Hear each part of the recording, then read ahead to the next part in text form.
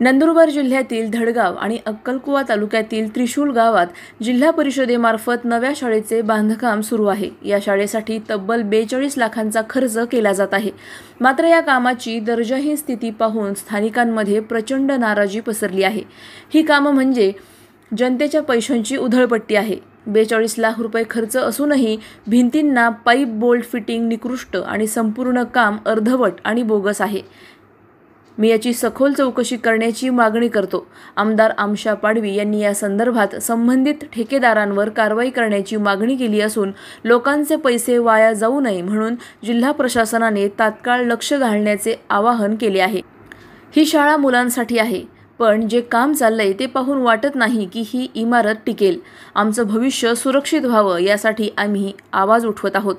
धडगाव आणि अक्कलकुवा सारख्या दुर्गम भागात विकासाचे काम पारदर्शक आणि दर्जेदार व्हावे अशी अपेक्षा आहे।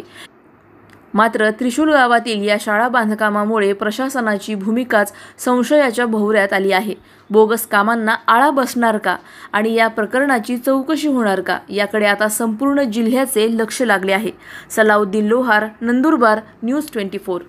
पात्रे बसवायचे कसं आहे ते बघून घ्या। मी स्वतः त्रिशूलला जाऊन आलो आहे। हे काहीच कामाचे नाही। पत्र आहे का फायबर? हे वरती पात्रे लावले आहे, बिकडाला साईडला बिकडे फायबर आहे आणि फाउंडेशन बोल्ट असेच आहे आणि इतके आहे 2 इंची पाईप आहे। कोण आहे यांच्या बघणारा? शाळेच्या खोल्या का? शाळेच्या खोल्या शाळेच्या खोल्या हो। आणि 4 वर्षापूर्वी झालं ते, आता बंद आहे। बंद नाही हो, एक बी झाले नाही। तुम्ही असं सांगायचं नाही, एक बी फायनल झाले नाही। अक्कलकुवाला 13 आहे, धडगाव मध्ये 5 आहे। काय पोझिशन सांगा तर? मी सुद्धा काल जाऊन आलो आहे। किती वर्ष झाले काम सुरू आहे? 4 वर्षापूर्वी पण वर त्याचे टेलर संपले असेल ना? टेलर संपले असेल, 2 वर्षाची त्यांना मुदत होती ना? मुदत वाढ दिली सर त्यांना। अरे कशा करता मुदत वाढ द्यायची? फॅब्रिकेशनचं काय मुदत वाढ द्यायची काय गरज आहे? वरून झालंय सर। साहेब आधी ऑलरेडी हे फाउंडेशन एक बी बोल्ट लागलेलं नाही, बाहेर आहे। हवा आली नंतर टिकणार का? कोण गेला होता त्रिशूलला? इंजिनियर कोण आहे त्याला सांगा, मला सांगा। डिटेल झाला असेल तर मी मान्य करून घे, नाही तर चला मी कालच जाऊन आलो। समग्र शिक्षा अभियान हो, पण त्याला कोणतरी शिक्षण अधिकारी कोणी जबाबदार असेल। येऊ द्या, पण खाली इम्प्लिमेंट करणं, त्याला बांधून घेणं। जेव्हा साहेब आपण वर्ग खोली आहे जे सुचवले आहे आपला याच्यात, ते 14 लाखामध्ये वर्ग खोली आहे। याच्यात 42 लाख असेल हो। इस्टिमेट सांगा ना। 42 लाखाचा आहे का? इस्टिमेट किती? 41 लाख आहे। आणि काय एरिया किती? एरिया सर 2 क्लासरूम आहेत, 2 टॉयलेट आहेत, बॉयज गर्ल्स आणि किचन शेड। एरिया टोटल किती? Area sir 1300 square. मी काय पाहिने गेलो, अति दुर्गम भागातले आहेत सर त्या। मी काय खोटा बोलतो? तुम्ही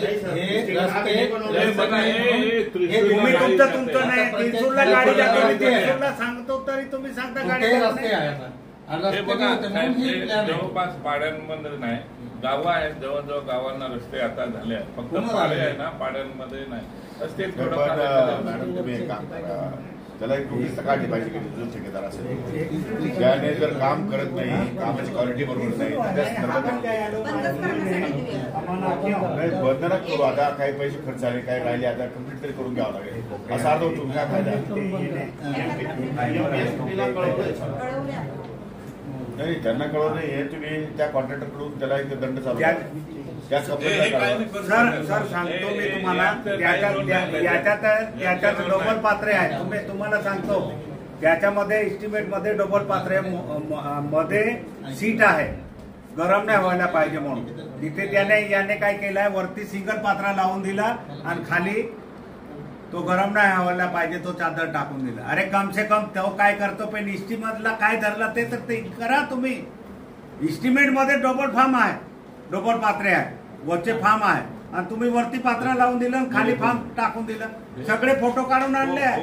हे नाटक नाही करायचे. तुम्ही महाराष्ट्र ग्रामीण रोजगार हमीचा आढावा घेण्यासाठी जळगावला गेलो होतो आणि तिथे आपला माजी शिक्षण सभापती गणेशदादा पाराडके त्याने मला सांगितलं की दादा आपला भागात जे जळगाव तालुक्यामध्ये किंवा अक्कलकुवा तालुक्यामध्ये जे शाळा चालू आहे आणि ते ज्या पद्धतीचे पाहिजे त्या पद्धतीचे नाही असं जे बोगस काम चालू आहे. तर कुठे विचारल्यानंतर त्याने मी स्वतः तिरसूलला गेलो होतो.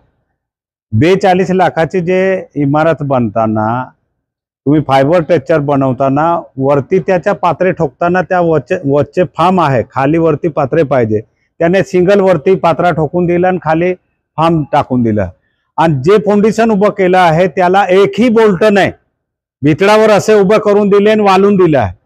अरे गारलेला उखडून फेकून देतो. त्याच्या उदाहरण कालच्याच आहे, आमच्याकडे 3-4 घर उखडून फेकून दिले आहे. आणि त्या पद्धतीचे जर ते करत असेल तर हे योग्य नाही. म्हणून आज नंदुरबार जिल्ह्याचे पालकमंत्रीने आढावा बैठक घेतली असताना तिथे मी डिटेल माहिती दिली आहे. कारण तसे काम आम्ही करू देणार नाही. नंदुरबार जिल्ह्यामध्ये किती आहे ते मी नाही सांगणार, पण माझ्या मतदारसंघामध्ये अक्कलकुवा तालुक्यामध्ये 13 आहे आणि धडगावमध्ये 5 आहे आणि ते बोगस काम आहे आणि कुठली तरी बाहेरची एजन्सी आहे. एकही काम चांगला नाही, ते सर्व काम बोगस आहे. तुम्ही जाऊन केव्हाही बघू शकता. माझ्याकडे सगळे फोटो आहे, पुरावे आहे. ते काम तिथे योग्य नाही. एकाच हवामध्ये सगळं उडून फेकून देईल. एक बिल्डिंगला 41 लाख काहीतरी असं आहे. त्याच्यात 2 रूम आहे, संडास बाथरूम आहे. ते काहीच कामाचे नाही. अरे पाईप लावले आहे म्हणजे किती, 3 इंची पाईप बी नाही, 2 इंची पाईप नाही. अरे त्याच्याने टिकणार का इमारत मला सांगा. एक करताना फाउंडेशन करताना नाही तरी 4 इंची 6 इंची असं काहीतरी पाहिजे ना. ते उभे केले 3-3 इंचीचे पिलर उभे करून दिले आणि आडवे दिले ते 2 इंचीचे पाईप वेल्डिंग करून दिले जेमतेम करून. हे काय वस्तू आहे का. कोणीतरी येतो बाहेरचा ठेकेदाराने इथे अक्कलकुवा धडगाव या तालुक्यामध्ये फायबर टेक्चर फायबर हे सगळं नकली आहे. काय एकही काम करू देणार नाही. आणि केलं तरी मी जाऊन स्वतः उकरून फेकून देईल त्याला. बोगस काम कसं करू देणार. आझादीच्या 77 वर्षात अजून काय झालं नाही. आणि जेमतेम शिक्षण आमचे मुले शिकायला पाहिजे म्हणून इमारत दिली, तेही बोगस करता का. अशाच घडामोडींचा आढावा घेण्यासाठी आजच आपले YouTube चॅनलला सबस्क्राईब करा.